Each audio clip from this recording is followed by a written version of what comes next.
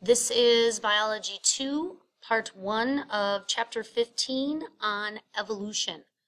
In this portion of the video lecture, we will be discussing the development of the theory of evolution by natural selection from Charles Darwin. So, Charles Darwin, he was an Englishman. He was the naturalist on the ship, Her Majesty's ship, the Beagle, the HMS Beagle. The main point of the voyage of the Beagle was missionary work.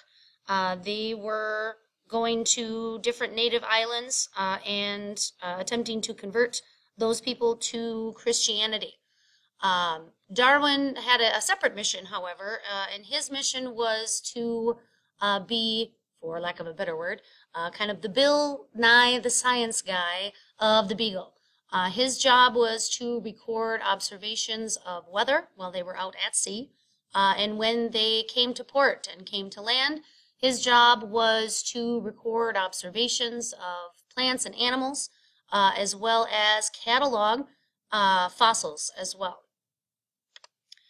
The voyage went many places in South America and Africa and Australia, but the main portion of the voyage that we're going to be discussing is the southern seas, and in particular the Galapagos Islands, which is a small group of islands off the west coast of Ecuador. In many places that they traveled, organisms in particular that Darwin found, fossils, that didn't seem to fit for the area that they were found in. This was very confusing to Darwin. He would find, for example, many different types of marine fossils or ocean life fossils that were found way up high in the Andes Mountains. Darwin wanted to know a lot of things about this situation. One, why were these organisms no longer living? And why on earth were these marine fossils found in the side of a mountain? Darwin tried to come up with a few different ideas. He did research other people's work in this area. Charles Darwin was not the first guy to think that perhaps there was biological change over time, but it wasn't very well explained. And Darwin knew deep down that this had to be some type of biological change, and there were reasons that these organisms did not live anymore, and there were reasons that these marine fossils were now found in the sides of the Andes Mountains. So he tried to develop this idea, and he tried to link different connections to the different places that he visited. So during his visit to the Galapagos Islands, it's a small chain, group of islands rather, there's 4 main islands and a lot of little ones. But during the visit, Darwin would again make observations of plant and animals, and he realized that even though each of these islands were in the same climate, they had the same tropical climate, there were different kinds of variations of each species on these different islands, which confused Darwin again. If they were in the same climate, then they should adapt in the same way and look and behave very similarly, but they did not. So here are the Galapagos Islands, kind of a zoomed in view from the diagram there. They're off the coast of Ecuador.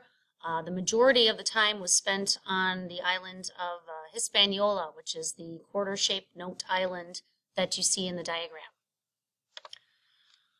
So the most famous part of Darwin's Galapagos visit was his work with the finches. In the different islands that he traveled to, there were different looking types of birds. He thought that they were different types of wrens, which is another type of songbird. When he originally cataloged these birds, he assumed that they were different types of birds because they looked very differently.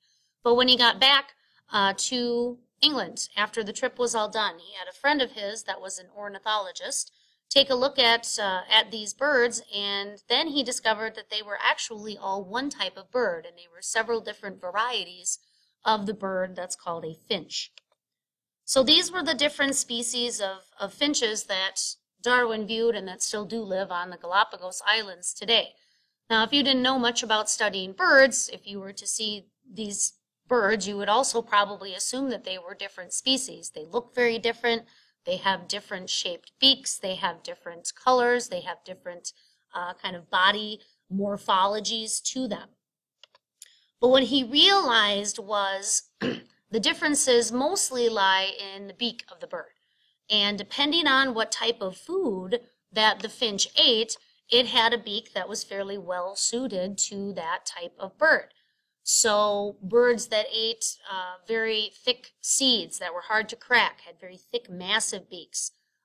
Birds that would eat fruit had a sharp hook on the bottom of their beak to kind of peel the rind away. There were also birds that used tools. There were finches that would use twigs or a cactus needle to kind of jab into areas to find grubs or worms. And so once Darwin kind of connected this, it was this idea that maybe it's not necessarily just climate that influences how animals look and behave, but it also maybe had to do with the types of resources that were available to them.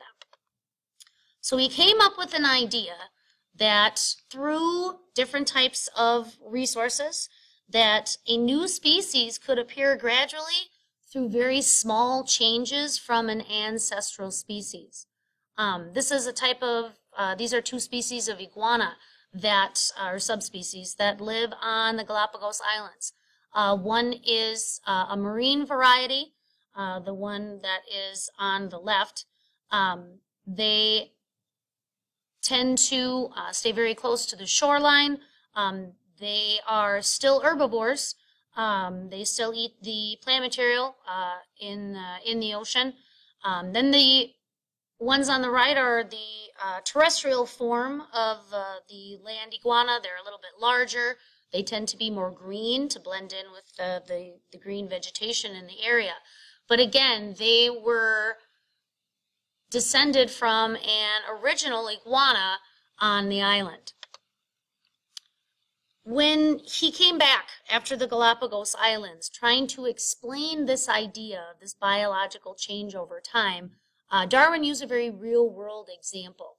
He used the example of artificial selection, which was already being done at the time. This was, the mid-1800s. Artificial selection is breeding organisms for certain traits. We do this with dogs. We do this with our crop vegetables.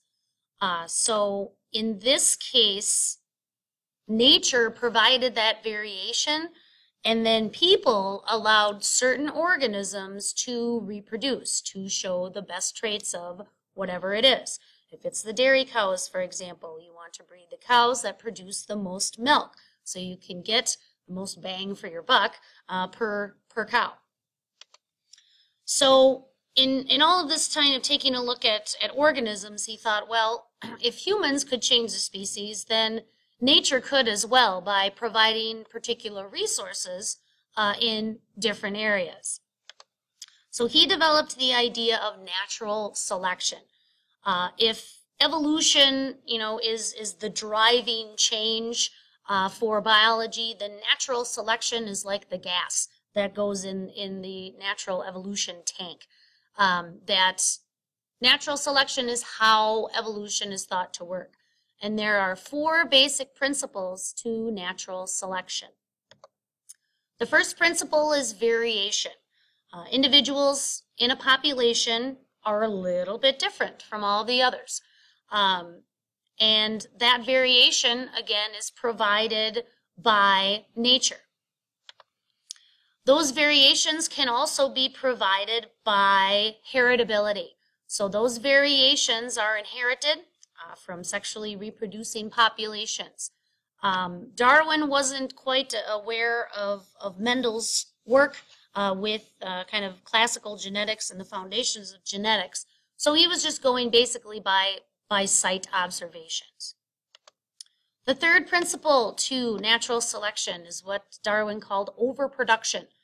Lots of organisms will have more offspring that can and usually will survive.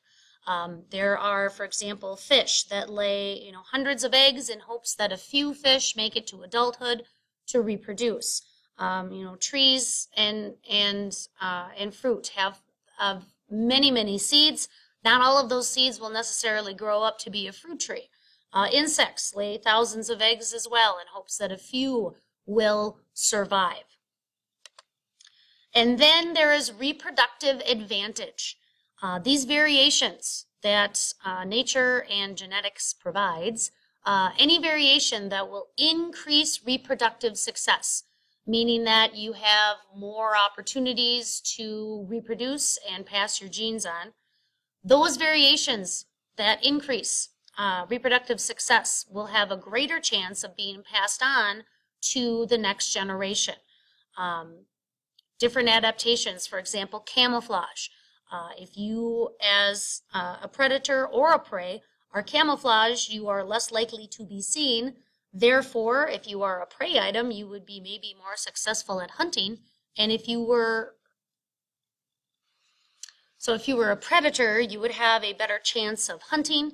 And if you were a prey item, then you would have a better chance of not being seen. Therefore, if you survive, then you get to reproduce, and your genes end up in the next generation. In 1859, Darwin published The Origin of Species by Means of Natural Selection, and it discussed not only his evidence from his travels on the Beagle for natural selection, but he also pulled in a lot of other work from other people. He did look at Charles Lyell's Principles of Geology. This is how he explained, for example, finding those marine fossils in the mountains of the Andes. He also looked at an essay on population by a guy by the name of Thomas Malthus, who took a look at, in particular, human reproduction. But this is how Darwin developed this idea of overproduction for some animals, in the fact that they overproduce in hopes that a few of them survive to continue on the genetic line. This has been part 1 of chapter 15 on evolution.